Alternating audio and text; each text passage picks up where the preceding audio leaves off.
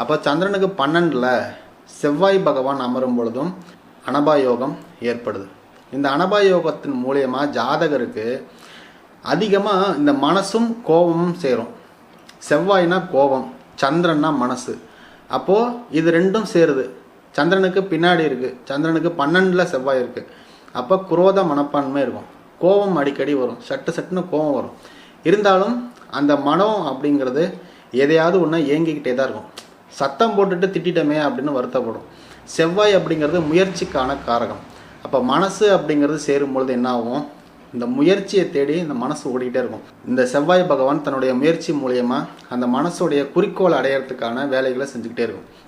செவ்வாய் அப்படிங்கிறது வீரத்துக்கான காரகம், சந்திரன் அப்படிங்கிறது மனதுக்கான காரகம். இப்போ வீரமும் மனசும் சேரும்போது என்ன ஆகும், நல்ல ஒரு தைரியமான செயல்களை முழு மனதோட இதில் இறங்கினா ஜெயிச்சே ஆகணும்டா அப்படிங்கிற ஒரு